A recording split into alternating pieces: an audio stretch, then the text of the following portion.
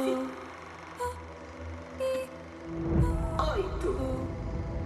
7, 6, 5, 4, 3, 2, 1.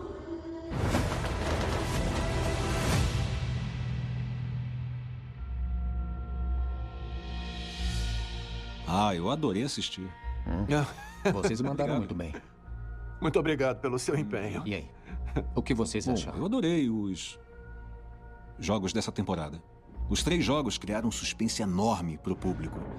E no jogo final também teve toda a questão da batalha psicológica. É o que você disse pra gente, né? Foi meio que teatral. Eu achei isso muito bem feito. E na última cena tem uma convidada. Eu nem imaginava. Você não imaginava? Eu não tinha informação nenhuma sobre isso. Uma pessoa que eu conheço disse... Eu soube que uma atriz famosa de Hollywood vai fazer uma participação na série. Aí eu respondi, não sei, eu não tô sabendo de nada não. Eu tinha as minhas dúvidas. Eu não sabia quem vocês iam chamar pra fazer esse papel. Eu não esperava que fosse uma atriz tão famosa. A gente teve que guardar esse segredo por muito tempo, de todos vocês. Por causa do nosso cronograma, no fim, a Cate Blanchett veio e ela é uma das minhas atrizes favoritas. E eu nem tive chance de dar oi. A gente filmou separado a cena e é por isso que a câmera fica assim, mudando de um pro outro, né? E eu nem consegui dar um oi pra ela antes dela ir embora. Isso foi uma pena. E o cronograma também não ajudou. Eu fiquei bem chateado, sabia? Acho que ela nunca tinha jogado TAC. Eu vi ela aqui. Ela estava treinando muito para conseguir gravar a cena. Mas ela estava super longe, nem dava para ver direito o rosto dela. Mas ela treinou bastante mesmo, viu? A gente mandou um conjunto de TAC pra ela, mas ela não conseguiu treinar muito antes da gravação. Ela tinha que fazer o TAC de virar, mas ela não conseguia nem acertar. Então eu cheguei e mostrei como era. E sabe, é que tinha umas tomadas e... Aí ela... Conseguiu virar? Tem uma hora que o TAC de gira e a câmera sobe pro rosto dela. E deu pra gente usar a tomada em que ela conseguiu virar. Então essa cara de confiança que ela faz é de quando ela realmente conseguiu virar o TAC.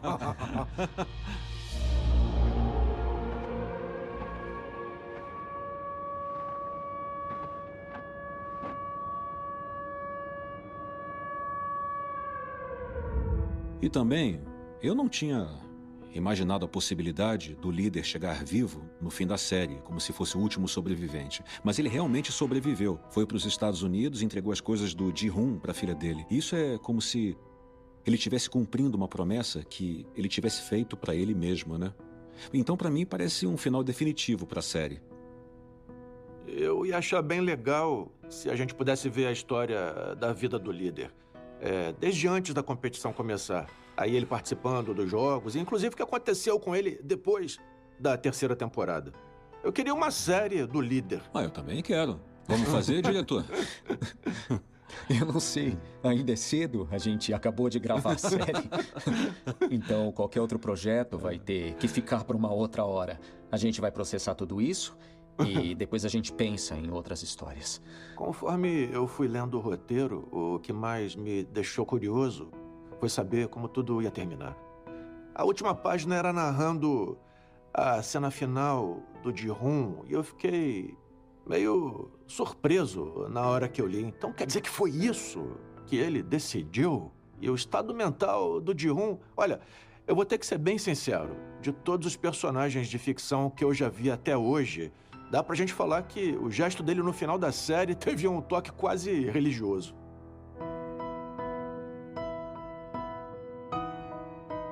Eu refleti muito sobre qual devia ser o fim do Ji-Hoon. Sobre como eu devia retratar esse personagem no final da série. E eu cheguei a considerar outro final também.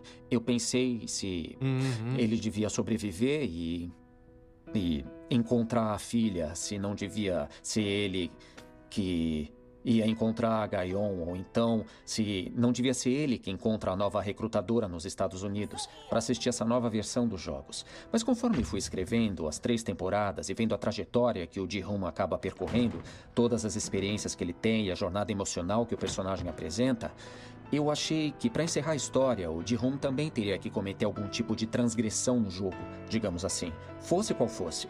E no final, eu achei que colocar o Ji-hoon passando uma mensagem simbólica pra gente, ao se sacrificar pela bebê, como se ele estivesse no nosso lugar, era a conclusão mais adequada para a série Round 6. É o que mais faria sentido, pensando no caráter do Ji-hoon. Nós não somos cavalos. Somos pessoas. E pessoas... Eu queria terminar com a frase: nós não somos cavalos, somos pessoas. E como nós somos pessoas, é isso que nós devemos fazer. É assim que as pessoas deveriam se comportar. E é fazendo isso que a gente vai conseguir transformar esse mundo em um lugar melhor. Mas quando eu escrevi essa frase, eu percebi cada vez mais que não tinha como resumir essa mensagem em uma única fala. As pessoas são complexas demais para a gente categorizar desse jeito.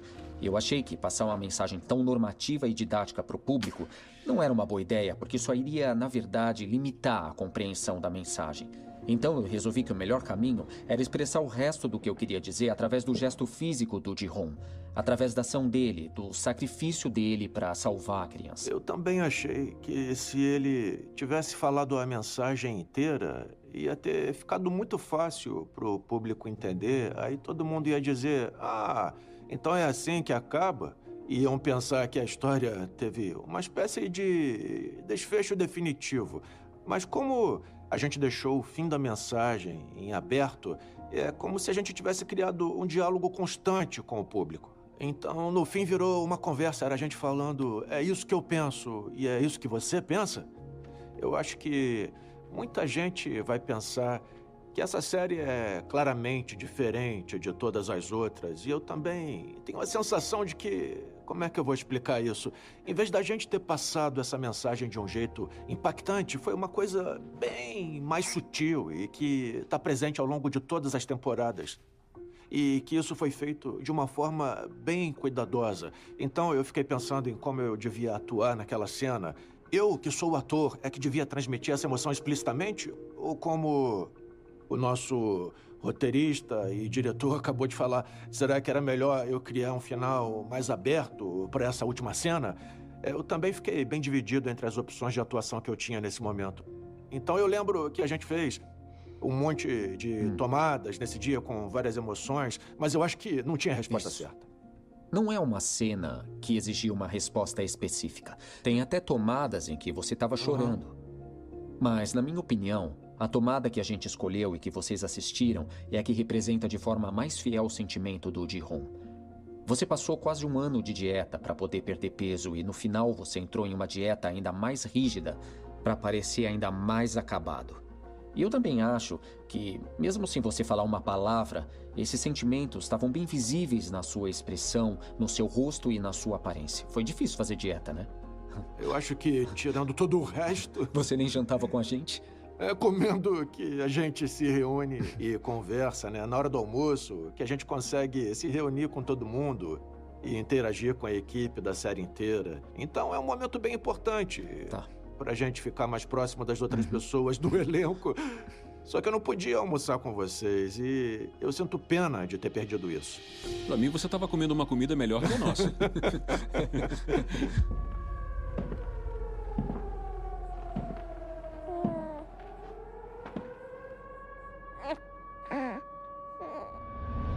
Pra ser sincero, eu tive várias conversas bem longas com o diretor Juan ao longo da filmagem, para entender de verdade o que o líder estava pensando. Eu ficava me perguntando o que será que o líder pensava enquanto assistia o Ji-hoon enfrentando os jogos. Eu não sei o quanto disso ficou perceptível para o público na série. Até o último jogo, quando o líder faz uma sugestão para os VIPs e fala que a bebê devia virar a jogadora 222. Eu achava que tinha uma pequena parte do líder que também se importava com o bem-estar da bebê e queria fazer alguma coisa para salvar a vida dela também. Ele devia ter uma sensação de inferioridade quando olhava para o Ji-hoon, porque ele se transformou em uma pessoa horrível. E vendo que o Ji-hoon conseguiu resistir até o fim, sem trair suas convicções, ele ficava impressionado. Mas eu acho que um dos sentimentos que dominavam o líder, pelo menos em parte, era provavelmente o de, no fim das contas, você conseguiu fazer uma coisa que eu não fui capaz de fazer, Ji-hoon. E aquela cena no final, quando ele pega a bebê no colo, eu achei que foi um momento bem humano. que talvez fizesse ele lembrar do próprio passado. Foi talvez o primeiro vislumbre de humanidade que nós vimos nele, da série inteira. Eu diria que, apesar do roteiro ser meu, depois de tudo que acontece, o líder pega todo o dinheiro do Ji-hoon e deposita naquela conta no banco. Aí ele pega o cartão e faz questão de entregar para Ga-yeon, junto com o uniforme todo ensanguentado do pai dela. Foi esse momento que me deu a sensação de que ele era um personagem muito complexo, porque ele não quis dar só o dinheiro, ele fez questão de dar o uniforme também, e nem estava lavado, ele entregou para a filha do Ji-hoon assim, cheio de sangue mesmo. O que será que ele estava pensando fazendo isso? Eu e você já falamos disso, né? A gente achou que, depois de ver isso, o público vai ficar especulando sobre quais eram as intenções dele. E as gravações já tinham acabado, mas eu tô curioso para ver como o público vai interpretar os itens que ele dá para a filha do Ji-hoon. Eu imagino que vai ter várias reações diferentes. Eu tinha pensado em colocar o líder entregando só o dinheiro, mas eu achei que ficaria legal ele entregar o uniforme também, porque é uma espécie de símbolo pro Ji-hoon. Então, em vez de dinheiro, que é uma coisa impessoal, eu achei que seria legal colocar algum objeto que o Ji-hoon realmente deixou para trás. Porque assim, a filha dele estaria recebendo o esforço do Ji-hoon.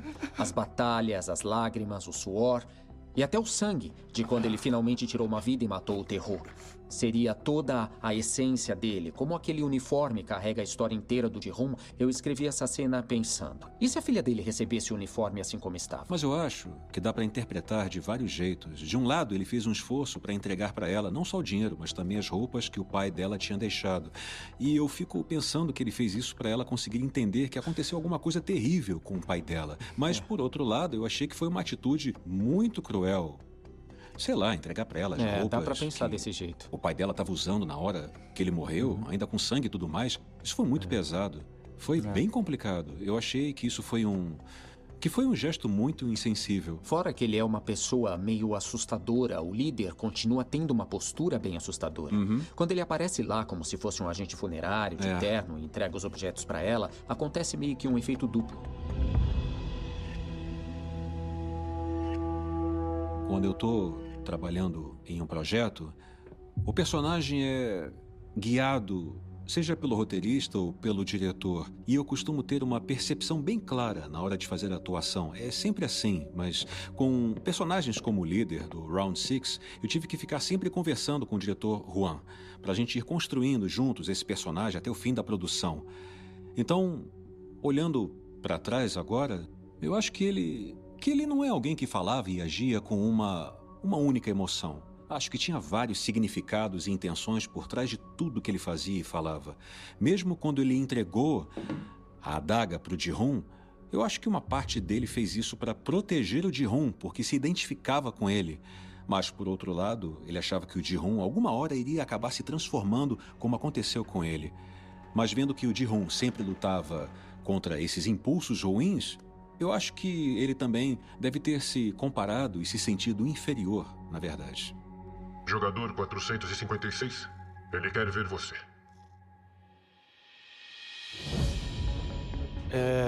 A cena que acontece na sala do líder, quando ele chama o Ji-hoon para se encontrar cara a cara com ele, mais lá pro final, se a gente pensar nessa longa história que existe entre esses dois personagens, que a gente sente que já vem acontecendo há muito tempo, eles acabaram de se conhecer, mas já passaram um certo tempo ali juntos na competição.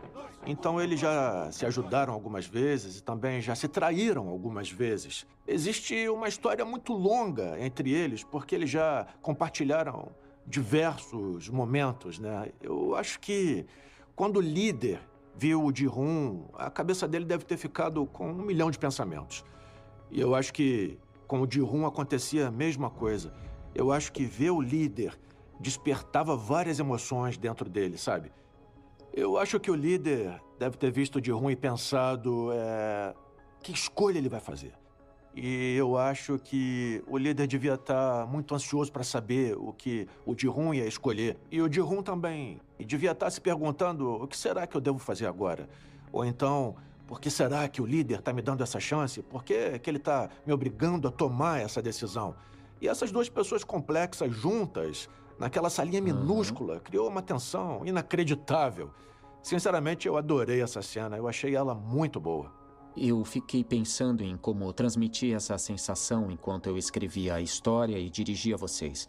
Desde a primeira vez naquela conversa que vocês têm na limusine, com o Ji-hoon usando uma venda nos olhos, quando ele ouve pela primeira vez "vocês são cavalos", até o momento em que o Jun-B morre, eu fiquei pensando em como a gente conseguiria passar esse sentimento, em como lidar com isso, e eu pensei em talvez o Ji-hoon pegando a faca logo de cara e atacando o líder com ela. Então a parte mais difícil foi achar um jeito de transmitir essas emoções. Foi uma cena complicada, tanto para dirigir quanto para escrever. De certa maneira, o Ji-hoon foi manipulado e traído de uma forma horrível. Mas teve momentos em que ele confiou e contou com a ajuda do líder, mesmo que tenham sido breves.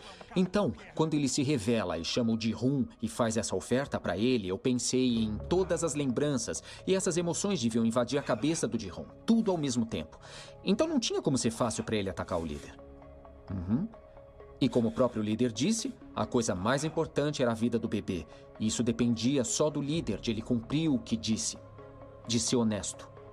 A parte mais importante dessa cena era conseguir deixar isso claro. E vocês assistiram a cena, então devem saber que os dois foram excelentes em transmitir isso. Talvez o líder realmente quisesse que o Ji-hoon deixasse de ser tão teimoso àquela altura e parasse de falar sobre solidariedade e tudo mais, e fosse embora de lá com a criança que ele tanto queria salvar. Então eu acho que a maior diferença entre o Ji-hoon e o líder talvez seja que o líder não tenha conhecido alguém como a Sae-byo quando ele participou da competição como jogador.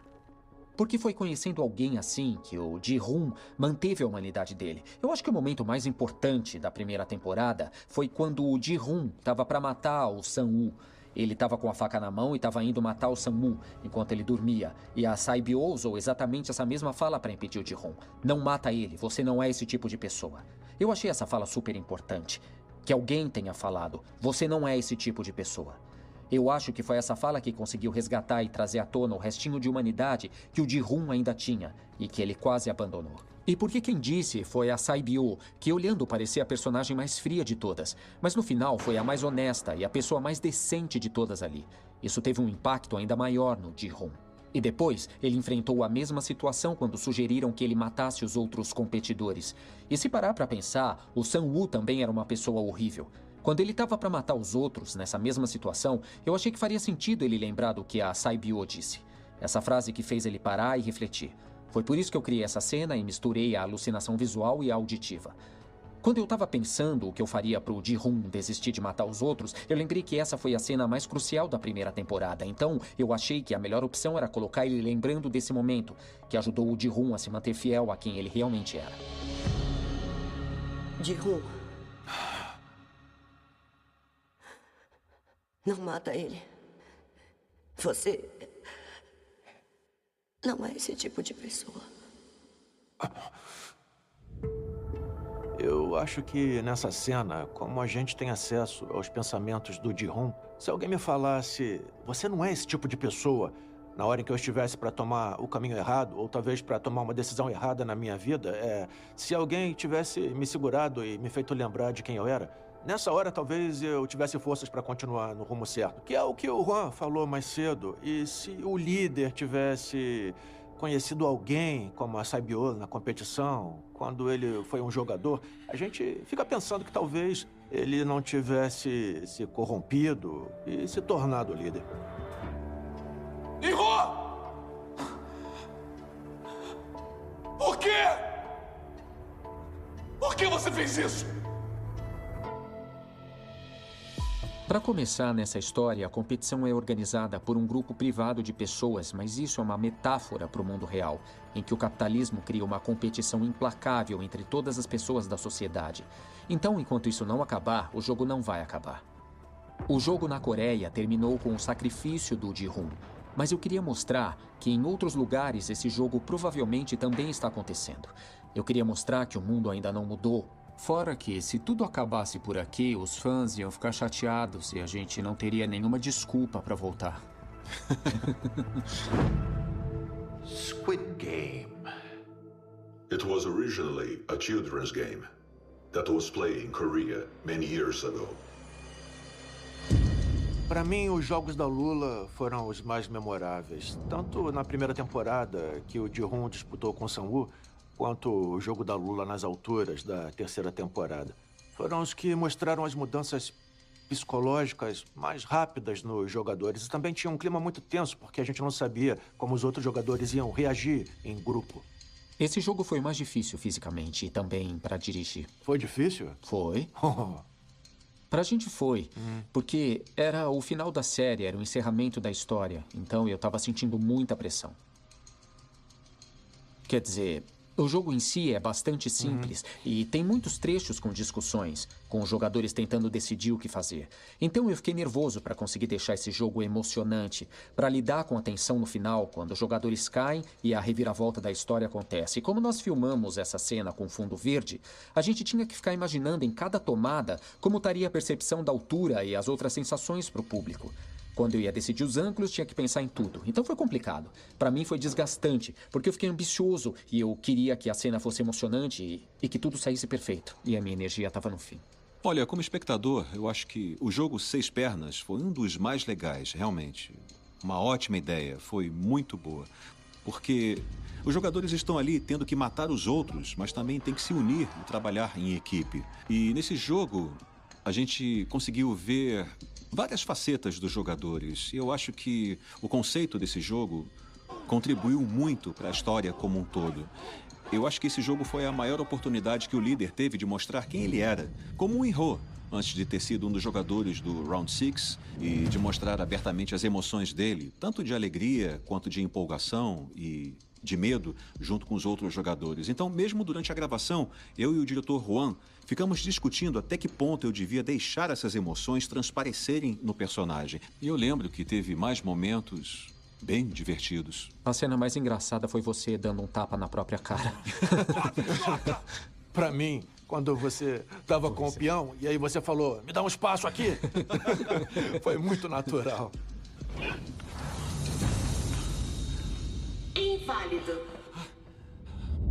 Mas eu não tinha pensado sobre a segunda e a terceira temporadas antes de sentar para escrever o roteiro. Mas o que eu achava mais interessante, o que era mais importante, era a entrada e a saída do líder. Quando me veio essa ideia de colocar ele como a última pessoa na votação, igual ao Yunan-Oh, porque assim o voto dele iria decidir o desfecho da competição inteira, eu pensei, é isso. Mas eu pensei muito sobre a saída dele. Eu escrevi outra versão em que ele sai da competição mais tarde. Ele ainda participa do esconde-esconde, mas eu achei que seria ainda mais cruel se ele matasse o Jun-B e saísse da competição nessa hora. E simulasse a própria morte também. Então eu escrevi a história assim. E esses momentos, esses pontos de reviravolta foram totalmente cruciais para determinar o arco geral da história na segunda e na terceira temporada. E a decisão mais importante da terceira temporada foi fazer a Jun-Hee dar à luz e incluir o bebê na competição. E o Ji-Hoon ficar com a missão de proteger a bebê e no fim decidir se sacrificar para ela continuar viva. Para criar essa cadeia de eventos e determinar um enredo, o que eu pensei quando tive essa ideia foi que tinha sido para contar justamente essa história que eu tinha começado a escrever a proposta do Round 6 e levado o enredo para esse caminho. E quando eu entendi que esse era o meu objetivo, eu fiquei bem orgulhoso de mim. Quando eu tive essa ideia, foi uma emoção muito grande nessa hora.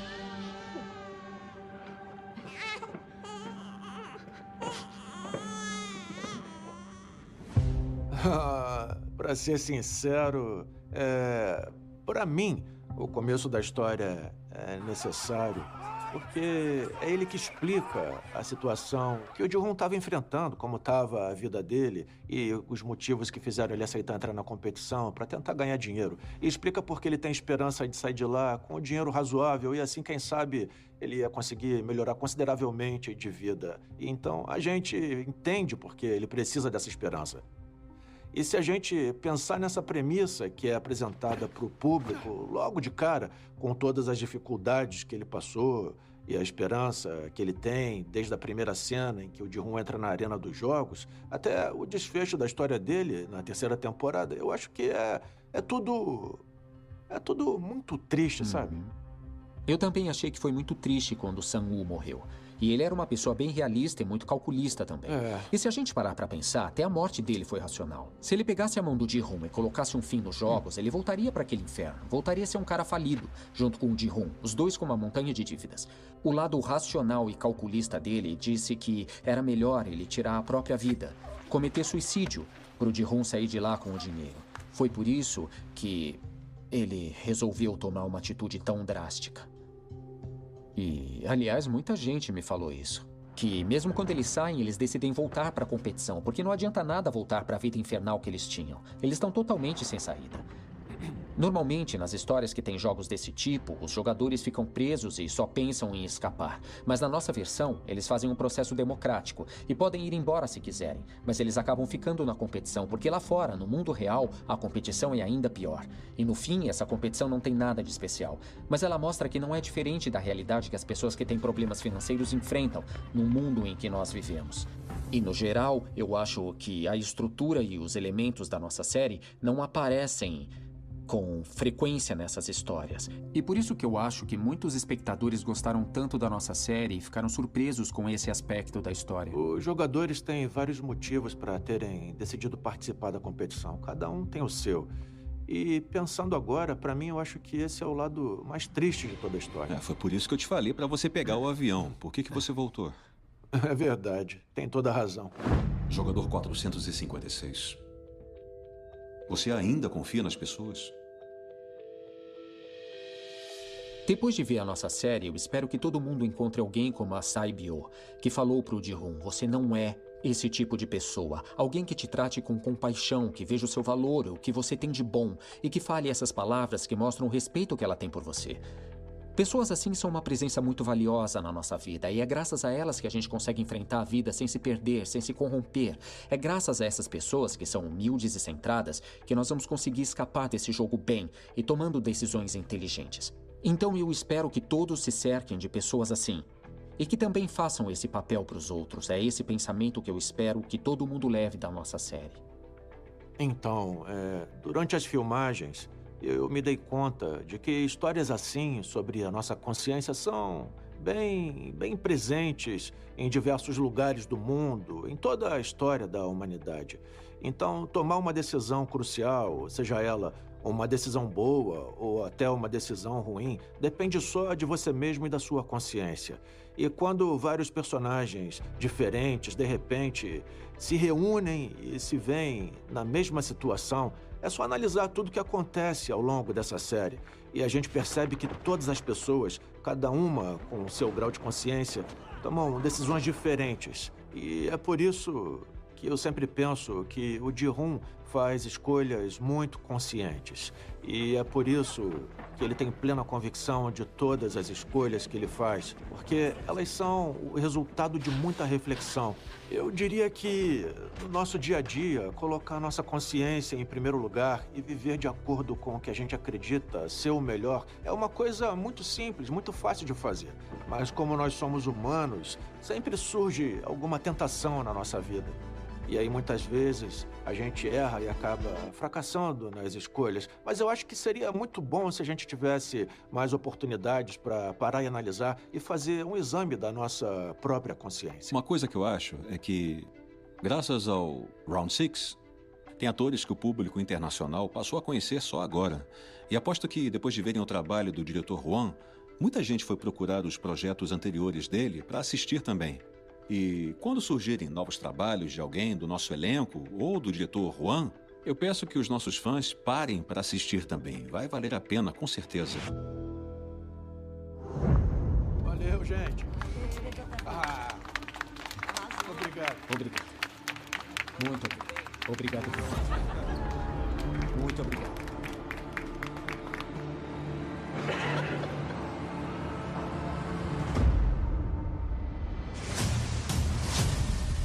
A sensação é de que agora tá acabando de verdade. E olha, não é fácil se despedir de vez dessa série não, hein? Eu queria agradecer os espectadores pela atenção e pelo apoio à nossa série. Vocês nos deram um carinho que a gente realmente não imaginava, de verdade. Falo sério mesmo. Foi muito importante pra gente. Já faz muito tempo que eu comecei a escrever essa série, mais de uma década, desde que nós começamos a trabalhar nesse projeto até a entrega do último episódio. Foram 6 anos que se passaram. Aos fãs de Round 6 do mundo inteiro, eu agradeço por vocês terem assistido, vibrado com a gente e mandado seu carinho no decorrer dessa longa jornada. A gente se despede de vocês aqui, mas vamos voltar com projetos novos no futuro, com certeza. Prometo pra vocês. Obrigado, de coração. Eu peço que não esqueçam da gente. Apesar da quantidade imensa de séries que existem, dessa enxurrada de conteúdos, meu lado egoísta espera que tenha um lugar especial pro Round 6 no coração de vocês. E que se lembrem da gente durante anos. Round 6? Olha, eu agradeço por tudo. Muito obrigado a todo mundo do fundo do coração por terem apoiado e assistido o Round 6. Obrigado pelo carinho e apoio de vocês. Eu agradeço mais uma vez.